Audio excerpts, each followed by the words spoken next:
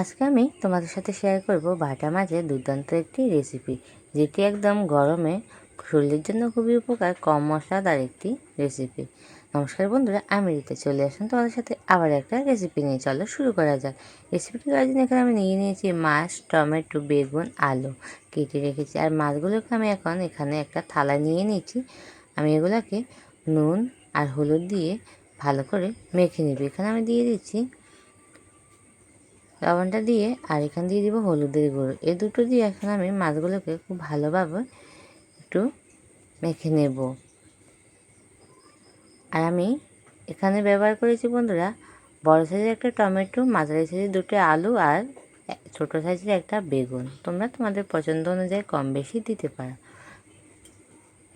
তারপর দেখো আমার মাছগুলো কিন্তু মেখে নেওয়া হয়ে গেছে। আমি একটা সাইডে রেখে একটা প্যান বসিয়ে দিয়েছি, আর ওখানে পরিমাণ মতো তেল দিয়ে তেলটা গরম হয়ে যাওয়ার পরে একে একে এখানে আমি এখন সবগুলো মাছ দিয়ে দেব। সবগুলো মাছ কিন্তু আমি একবারে দিয়ে দিচ্ছি। আমার চ্যানেলে যারা আজকে নতুন বন্ধু আছো, আমার ভিডিও যদি তোমাদের ভালো লেগে থাকে অবশ্যই চ্যানেলটি সাবস্ক্রাইব করে আমার পাশে থেকো। পাশে থাকা নোটিফিকেশানটি অবশ্যই একটু অল করে দিবে। আর বেশি ভালো লেগে থাকলে একটা হাইপ করে দিবে, আর তোমাদের প্রিয়জনদের সাথে শেয়ার করে দিবে। আর দেখো এখানে কিন্তু মাছগুলো আমার একটা পিঠ খুব ভালোভাবে হয়ে গেছে। আমি অপর সাইডটাও কিন্তু বন্ধুরা দিয়ে দিচ্ছি এভাবে করে খুব ভালোভাবে। এখন আমি মাছগুলোকে ভেজে নেব। আমি একদম লো টু মিডিয়ামে রেখে কিন্তু সবসময় রান্না করি। আর যে কোনো রান্না বন্ধুরা একদম অল্প আঁচে রান্না করলে রান্নার স্বাদ কিন্তু দ্বিগুণ বেড়ে যায়। এরপর দেখো মাছগুলো কিন্তু আমার ভাজা হয়ে গেছে। এখন সবগুলো মাছ আমি একটা প্লেটের মধ্যে নামিয়ে নিচ্ছি। আর এই তেলের মধ্যে আমি এখন দিয়ে দিব হচ্ছে কেটে রাখা আলু, আর দিয়ে দিব বেগুন। দুটো দিয়ে আমি এগুলোকে ভেজে নেব। আলু বেগুনটা দিয়ে আমি এর মধ্যে দিয়ে দিব হচ্ছে অল্প একটু লবণ আর হলুদের গুঁড়ো দিয়ে দুটোকে আমি খুব ভালোভাবে এটাকে 3 থেকে 4 মিনিটের মতো ভেজে নেব। দেখো খুব ভালোভাবে এটাকে এখন আমি ভেজে নিচ্ছি।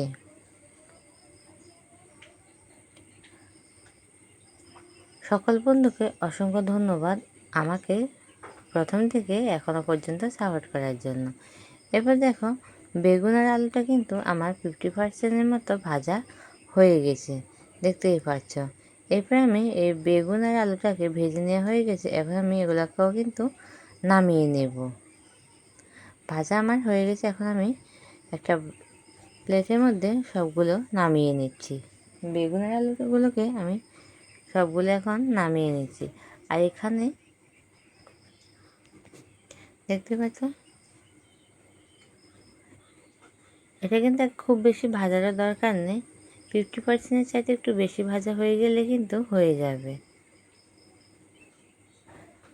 আর এখানে একে একে আমি সবগুলো কিন্তু নিয়ে নিচ্ছি। এখন আমি এই তেলের মধ্যে দিয়ে দিব হচ্ছে কালো জিরে আধা চা চামচ, আর দিয়ে দিব হচ্ছে বড় সাইজের একটা পেঁয়াজ কুচি দিয়ে আমি হালকা একটু নাড়াচাড়া করছি। আমার তেলটা একটু এখানে কম হয়ে গেছে, পরে আমি বন্ধুরা এখানে আবার একটু তেল দিয়ে দিব।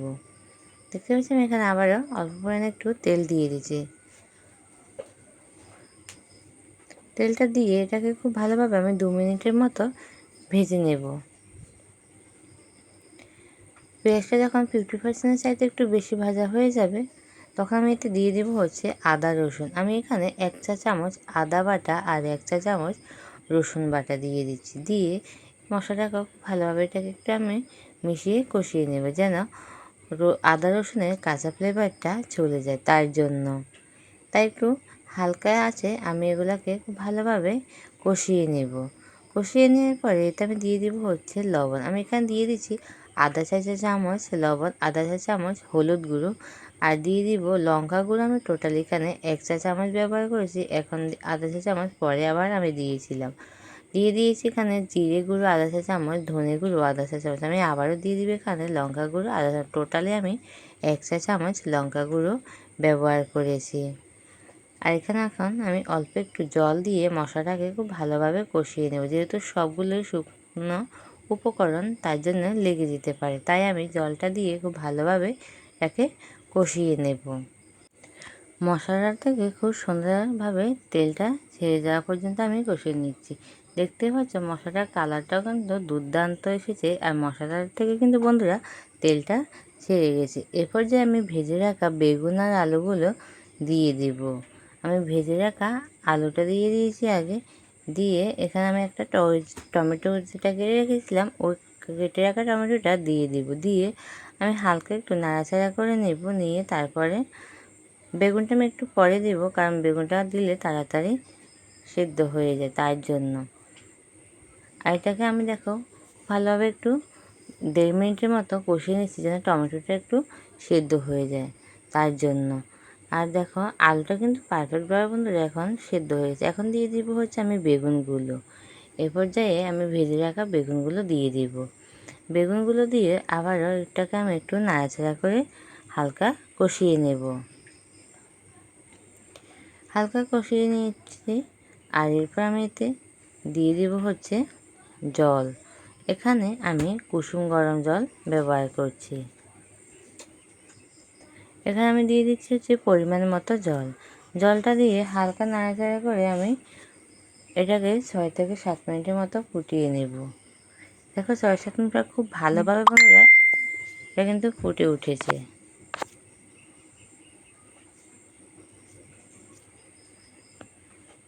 আর এরপর আমি দিয়ে দিব হচ্ছে ভেজে রাখা মাছগুলো। ভেজে রাখা মাছগুলো দিয়ে আমি হালকা একটু নাড়াচাড়া করব। বেশি নাড়াচাড়া করলে কিন্তু মাছগুলো ভেঙে যেতে পারে, তার জন্য। এরপর আমি দিয়ে দিব হচ্ছে কাঁচা লঙ্কা। এখানে আমি 4টে কাঁচা লঙ্কা ব্যবহার করেছি। কাঁচা লঙ্কাগুলো দিয়ে হালকা একটু আমি নাড়াচাড়া করে এটাকে আরও 5 থেকে 6 মিনিট আবারও ফুটিয়ে নেব। এরপর কিন্তু বন্ধুরা রান্নাটা কিন্তু আমার প্রায় কমপ্লিট হয়ে এসেছে। একদম শেষে আমি এতে দিয়ে দিব হচ্ছে আধা চা চামচ এখানে গরম মশলা গুঁড়ো ব্যবহার করেছি। আর দিয়ে দিব হচ্ছে ধনে পাতা কুচি। গরম মশলা ধনে পাতাটা দিয়ে হালকা আমি একটু নাড়াচাড়া করে নিচ্ছি। নিয়ে আমি দেখো আমার রান্নাটা বন্ধুরা কিন্তু পুরোপুরি কমপ্লিট হয়ে গেছে। এখন আমি গ্যাসটা অফ করে একটা বাটির মধ্যে সবগুলো আমি নামিয়ে নিচ্ছি। আজকে আমার এই রেসিপিটি তোমাদের কেমন লেগেছে অবশ্যই তোমাদের সুন্দর একটি কমেন্টে বলে যাবে। আর আমার ভিডিও সবার আগে দেখতে চাইলে নোটিফিকেশনটি অবশ্যই অল করে দেবে। সবাই ভালো থাকবে, সুস্থ থাকবে। দেখা হবে তোমাদের সাথে আবারও নতুন একটা রেসিপির সাথে। ততক্ষণ সবাই ভালো থেকো, সুস্থ থেকো। আমার সাথে পুরো ভিডিওটা সম্পূর্ণ দেখার জন্য সবাইকে অসংখ্য অসংখ্য ধন্যবাদ। এভাবেই সবসময় আমার পাশে থেকো।